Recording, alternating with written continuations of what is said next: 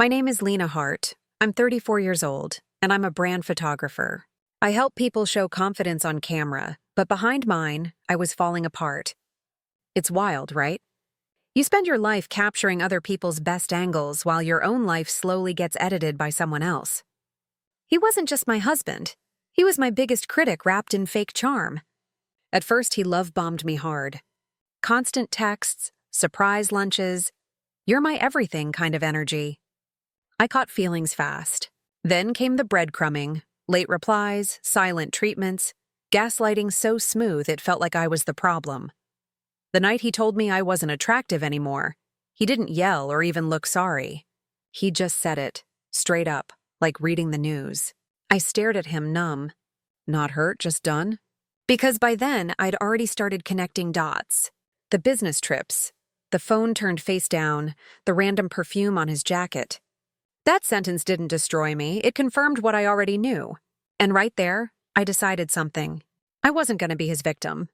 I was going to be the one to tell the story, with receipts. He used to say he fell for me because I was different. Said I had this calm energy that made him feel grounded. Turns out what he really loved was how easy it was to control that calm. The first few months were textbook love bombing. Morning texts before I was even awake. Playlists labeled with inside jokes, fancy dinners we couldn't afford, and a running joke that we were addicted to each other. Back then, I thought addiction meant passion. Now I know it meant dependence. His on control, mine on his approval. Our friends called us the perfect couple. My mom said she'd never seen me so happy. On Instagram, we looked unshakable. Travel shots, matching outfits, captions about finding your person. But behind the scenes, he was already pulling strings. It started small. He'd tease me about my clients, say things like, "You make everyone look better than me." I thought he was joking. Then came the little corrections, how I talked, dressed, even laughed. He once told me, "You're prettier when you're quiet." I laughed it off, but something in me tightened every time. Whenever I pushed back, he'd flip it into a compliment. "I just want you to be your best self." Sounds sweet, right? Except my best self always looked more like his idea of obedience. He'd ghost me for days after an argument, then show up with flowers like nothing happened. And I'd fold?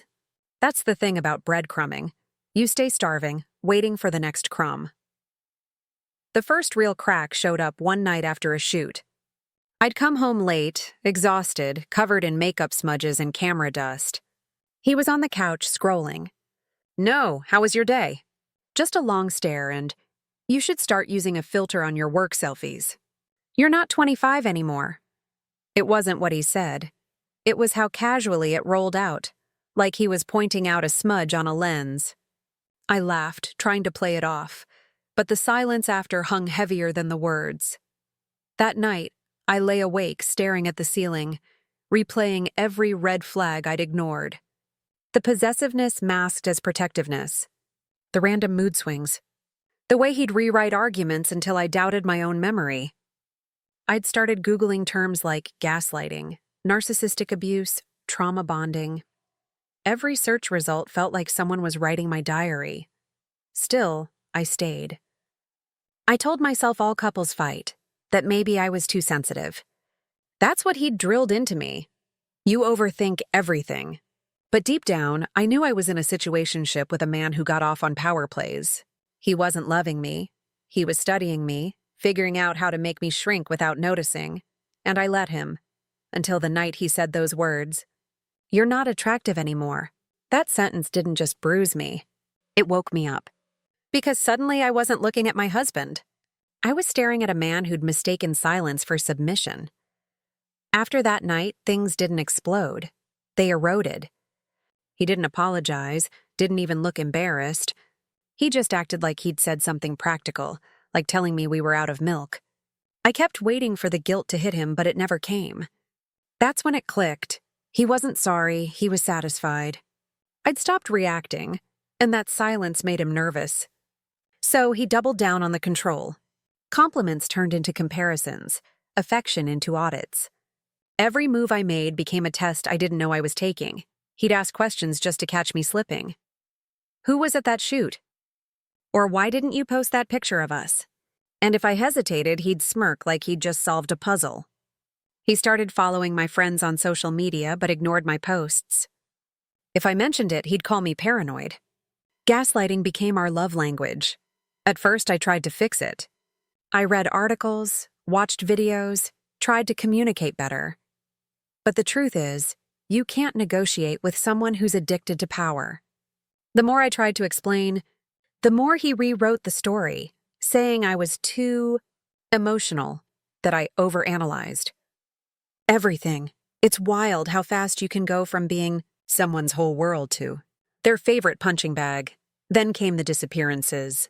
Days where he'd go radio silent, leave my texts on read, then show up like nothing happened. No explanations, no guilt, just charm and excuses. That's breadcrumbing. Just enough affection to keep you hooked, never enough to feel safe. He'd ghost me emotionally, then act shocked when I pulled back. "You've changed," he'd say. "You're cold." I wasn't cold. I was waking up.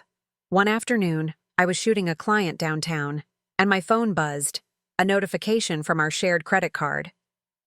Hotel purchase. Different city. Same day he told me he was working late. I didn't panic. I documented it. Straight up, that was the moment I became an investigator in my own marriage. From then on, I started noticing everything. The late-night showers, the new cologne, the sudden gym obsession. He'd come home with a fresh haircut and say, "Thought I'd switch things up." Meanwhile, I was memorizing patterns, calls that lasted too long, texts that came too fast. Every lie became a breadcrumb leading to the truth. He didn't know it yet, but I was building a case, screenshots, receipts, timelines. And while he was busy trying to make me feel small, I was archiving his downfall. By the time I found the photo, him smiling next to her in a hotel lobby, I wasn't surprised. I didn't cry. I just whispered, "Got it." Because in that moment, the power shifted. He was still playing chess, but I'd stopped being one of his pieces. After that photo, everything I'd been ignoring hit like a freight train. The charm, the gaslighting, the random guilt trips, it all formed a pattern so clear I couldn't unsee it. I wasn't crazy. I wasn't dramatic. I'd been conditioned. And once you finally see the pattern, you can't go back to pretending it's love. I didn't confront him right away. That's the thing about people like him. They feed off your reaction. So I went quiet. I played the long game. Gray rock mode. No emotion, no arguments, no fuel for his ego. I stopped asking where he was, stopped explaining myself. I just observed. When he'd ask what was wrong, I'd smile and say, "Nothing at all." That's when he started to unravel. Narcissists hate silence more than confrontation. It's like taking away their oxygen. One night he came home late, smelling like cologne that wasn't his. He tried to wrap his arms around me and I stepped back. That tiny movement made him flinch. He asked, "What's your problem?" I said, "You tell me." He laughed, too loud, too forced, and muttered something about me being paranoid again. But the shake in his voice gave him away. I knew I had him. Over the next few weeks, I kept gathering receipts. Hotel confirmations, text screenshots, timestamps from our shared accounts. I even found a second phone bill with calls to a number saved under logistics. Cute, right? The way cheaters think they're subtle. I didn't confront him yet. I wanted the truth to sit there, heavy, waiting. The final straw came one Sunday morning. He was in the shower, his phone charging on the nightstand. The screen lit up, message preview from her. "Missed last night already." My heart didn't race this time. It slowed down. Because now, I had proof that even the universe couldn't gaslight away. I took a photo of it, slipped the phone back, and went to make coffee like nothing happened. When he came out, towel around his waist, acting all casual, I looked him dead in the eye and said, "You might want to check your phone. Someone misses you." He froze. No smirk, no denial, just silence. That's how you know they're cornered. Not when they shout. When they go still. Then he snapped into performance mode.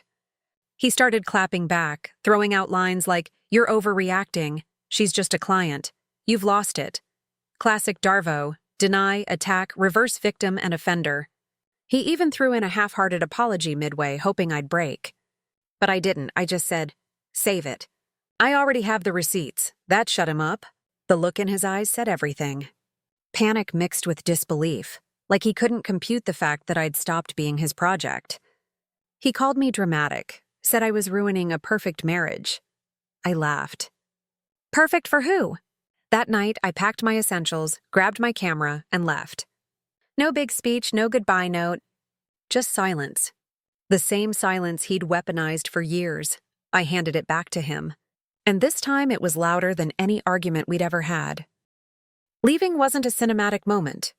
There was no dramatic storm, no neighbor watching me drag a suitcase down the driveway.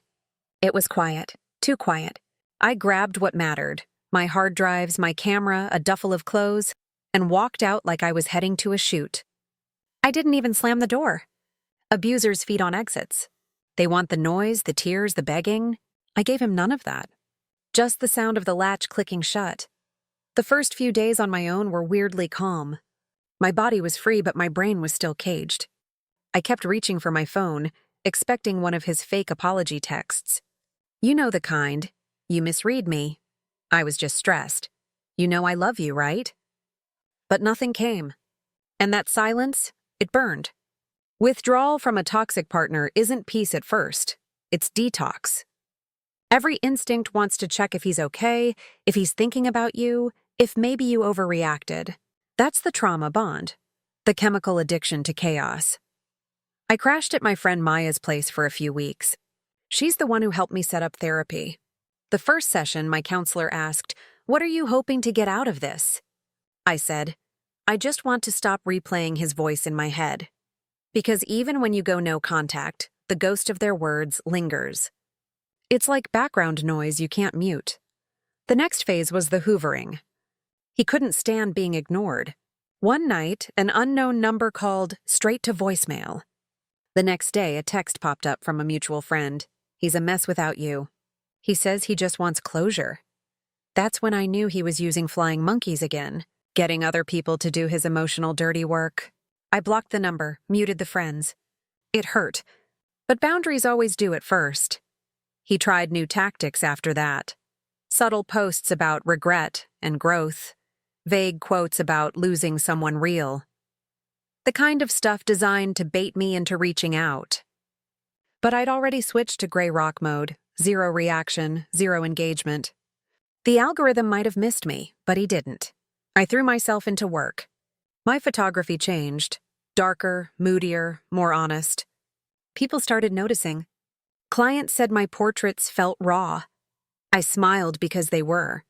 Every photo I took of a woman looking straight into the lens felt like a small rebellion.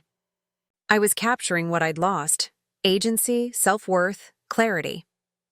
A few months later, he tried one last move. Sent an email titled "Just Talk." The message was short. "I still believe we can fix this. You know no one will love you like I did." And for the first time, I agreed with him, because that kind of love, the conditional, suffocating kind, I never wanted to feel again. I didn't reply. I didn't even delete it. I archived it, labeled the folder "Proof," and went for a walk. The air felt lighter than it had in years. For the first time, I wasn't walking on eggshells. I was just walking, and that was enough. 6 months passed before I realized I'd stopped checking my phone for his name. It wasn't some big milestone, no calendar reminder, no therapy breakthrough. It just happened. Healing creeps up like that. You wake up one morning, make coffee, and realize the anxiety that used to hum under your skin is gone. It's not happiness exactly, it's silence. Real, earned silence. Therapy helped me untangle the mess in my head. My counselor explained trauma bonding like this: it's not love. It's survival wiring. You get addicted to the cycle, the chaos, the apology, the high after the low. She said breaking it feels like withdrawal because, chemically, it is. That clicked hard. I'd been chasing dopamine dressed up as affection. Every cruel comment followed by an apology hit like a fix. Once you see that, it ruins the illusion forever. I started rebuilding my life piece by piece. Got a small studio space downtown, poured everything into my work. My photos got darker, sharper, less pretty, more real. I stopped smoothing out wrinkles or softening shadows. I wanted truth, not polish. Maybe that's why clients started booking more. They said I captured honesty. I didn't tell them it was just projection. Every photo was a mirror. He still tried to hover around my edges, of course. That's what narcissistic exes do.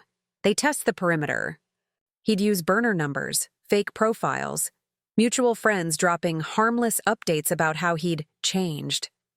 Classic hoovering tactics.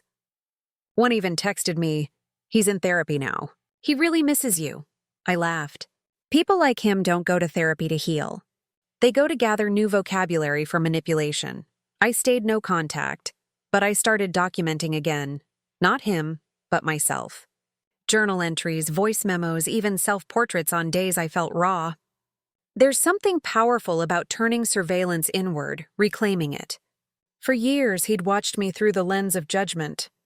Now I was watching myself through compassion. One night, I got curious, not nostalgic, just curious, and opened that old folder on my laptop. The one labeled Clarity. Screenshots, emails, timestamps, photos, receipts of everything he denied. I scrolled through them like reading a case file about someone else's life. No pain this time, just gratitude that I'd kept them. Proof that my memory hadn't lied to me. Then I found a message draft I'd never sent, from the week I left. It read, "You made me believe I was hard to love. Turns out you just couldn't handle real love, the kind that doesn't need control to feel powerful." I smiled, closed the folder, and deleted it. I didn't need closure anymore. The truth was enough. These days, my mornings are quiet. I still wake early, make coffee, check emails. Sometimes I catch my reflection and almost don't recognize her. Not because she's older or different, but because she looks free. No tight jaw, no second-guessing her own worth. Just soft certainty. When people ask if I miss him, I say no. What I miss is the version of me that believed love meant endurance. That woman could survive anything, but she forgot she was allowed to rest. I'm not proud of what I went through, but I'm proud I stopped apologizing for it. That's what healing looks like. Not fireworks or revenge, just the quiet courage to stay gone. He once said I wasn't attractive anymore. And he was right in a way. I'm no longer attractive to men who need to break you to feel tall. I outgrew his gaze. If this story hit home, share it. Drop a me if you've ever mistaken control for love. And if you're still in it, please know, walking away isn't losing.